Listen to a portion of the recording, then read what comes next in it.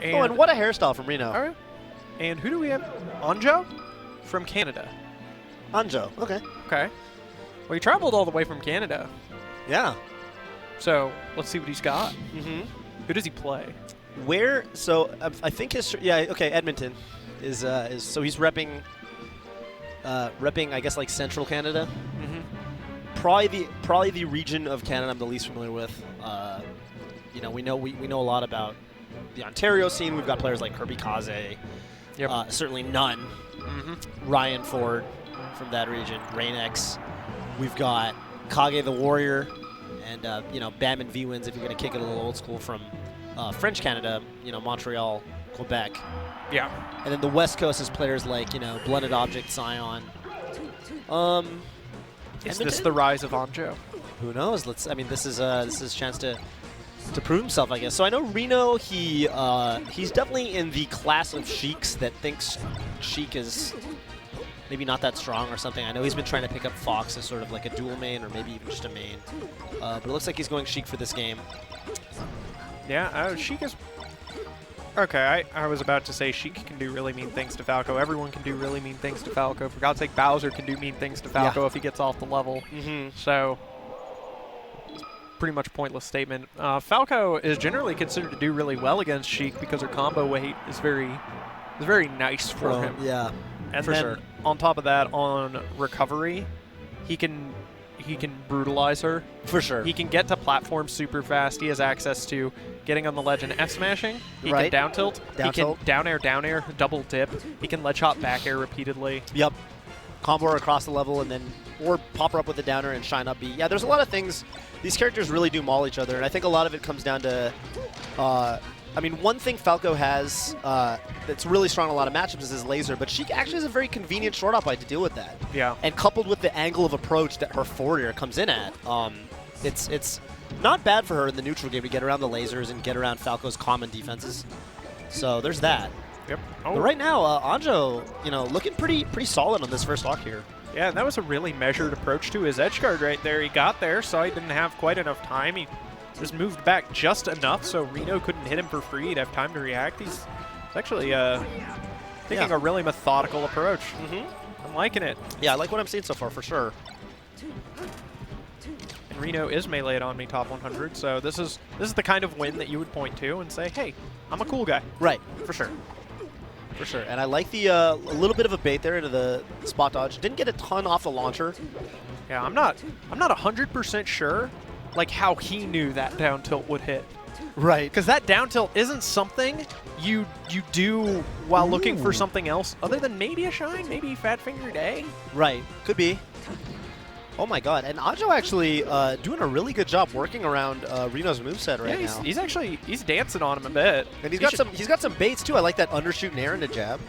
Catching him coming in. What's he going to get off this? He was looking for an early double jump there.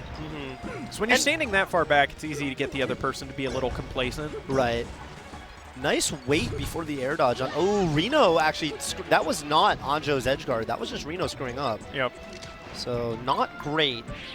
I will say we've kind of got the same syndrome we saw. I need a name for it, where a lot of newer Falcos will come down with their aerials and they'll always try to go into shine on their combos, and it leaves them very prone to people smashing out or just being a little bit misplaced when really they should be going for either a grab, a turnaround up tilt, or most commonly a down tilt. Yeah. You see like West Balls, for example, he'll always down or down tilt when he knows his opponent's a little bit too far away for the shine. Yeah, and then there's also the option of just doing down air, dash dance away, and see what they do. Because you might do down air, dash dance away, come back in with a down air, because what if they just throw out the grab anticipating the shine will miss? Right. You get another free down air, except it's cleaner. Yeah, it's like, very, very true. Very, very true. We'll come up with a name for the shining syndrome. I like a Sleepy K had a name for it. There's a common one is where a lot of players come down from the air and they always feel the need to throw out an aerial on the way down, and he calls that Little Mermaid syndrome because, you know, they got to have aerial. Ah. So, you know, I'm looking for something along those lines. Okay. But, we'll come up with something hilarious. Yeah. I'm sure. You know, and not the first. Oh, my God, Reno. That was Reno's turnaround opportunity. He might have been looking and thinking short which is why he didn't do anything. Because if there hadn't been an actual hitbox on that forward B, he would have had the free edge guard. It would have been a quick turnaround. He'd be in the lead right now. Right. So maybe that's what he was looking for. Ooh, no jump right there. Yeah, saw the little circles. All right, I think this stock is going to be really crucial for Anjo to take this set. I think if he wins this game, he's got good odds. But like this is kind of where a lot of the times the better player sort of pulls it together. But right now, Anjo, ooh, and I like the idea, try to nudge him off the platform with his shield, and then catch him on the way off. That's actually some smart stuff. It is extremely hard to react to as well because they're in a position where they're looking for the move to actually hit their shield or for you to grab them, and they have to start planning their DI. Yeah, Anjo doesn't have a jump. Oh my god, and that's going to be the game. He was afraid to go to the edge. He could have definitely taken like the low route and actually snapped to it, got some invincibility, but Reno clutched it out. Anjo has to think about his life choices. Yeah, and this is actually a situation you see all too commonly where now it's really like one of two things is going to happen. Either Anjo really picks it up, or I think Anjo crumbles. Crumbles, yeah. Like a lot of times the guy looking to make the upset is like, okay, wow, I really blew that. Oh my god, like I know I can do this, but ugh, he just clutched that, and then it just kind of, and then the better player or whatever, or I should say the player who's expected to win, quote unquote, is like, okay, yeah, I can do this. This guy's, and then they kind of clean it up. They play a little simpler. So let's see what happens here. Reno's already got a tech chase going. Yeah. Nice. And it kind of felt like Reno led him along there. Reno not doing anything too complicated. Ooh, I like that. Eating the laser and instant nairing. That's pretty good. Okay. Anjo not out of it yet. That's a nice forward air to descend with. I think that's the stock. Oh my god, that is infinitely cleaner than it was before. Yeah.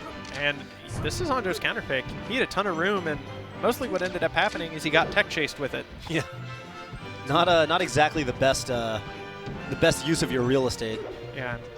Reno actually, I don't think he reacted on those tech chases. He kind of followed a bit of a flow chart where it was, hey, I'm going to chase you, and then Anjo goes, oh, wait, teching in place is the hardest to react to. Yeah. Reno grabs the tech in place. Okay, if he's looking for the tech in place, I'll do get-up attack. Reno dash dances around it and hits him. Yeah. Gets a huge combo. It's absolutely. Like, it's so, oh, that didn't work. I'll try this next good thing. Yeah. Reno's got the experience to know how to abuse that. No, tech to one side and then tech in place on the second tech option is definitely the classic.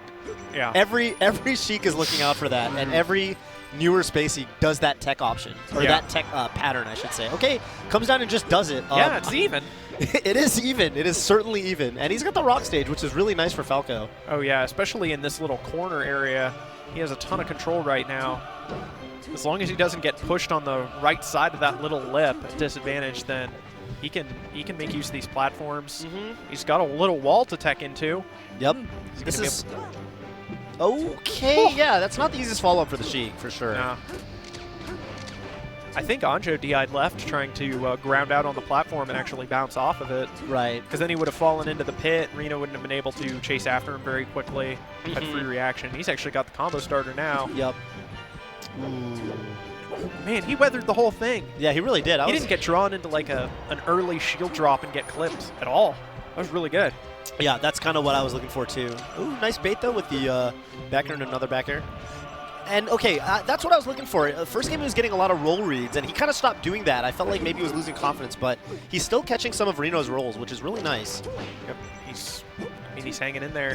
He's definitely had some more sharpness on the recovery. He actually took the up B sweet spot, paid him dividends. He's ahead again. Yeah, and he actually read that air dodge there. A lot of times people will kind of wait it out on the ledge, look for the up B, but he's like, no, you're gonna air dodge, and I'm gonna get you. Yeah, he double jumped early, but he back aired late, so he knew what he was looking for.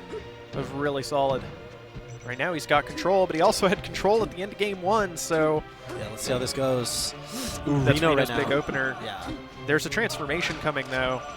It would have, even if Reno had gotten that next opener, I think he would have actually had to... He would have had to adjust for the rising platforms that screw with everything. Right. Oh my god, that upper could have done it. Is this... Yeah, the tree's going to make it hard for him to get over there for sure. Yep. Oh, and he catches the roll! Wave dash back! He's been going in so aggressive on the edge, on those edge guards. Oh, nice shield drop to dodge the forward air from Anjo.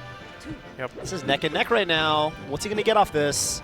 Scares you. You usually want your back to the tree in situations like this for the tech. And that is Reno. it. That final fair, dude. Those were some close games. Anjo, Yeah. he didn't have anything to be ashamed of from that set, really. No, not really. He had a lot of good leads. He had a lot of good combos. You know, little drops here and there from both players, but that's kind of what you expect in every set, except Yeah. for the tippy top. So that's a solid one.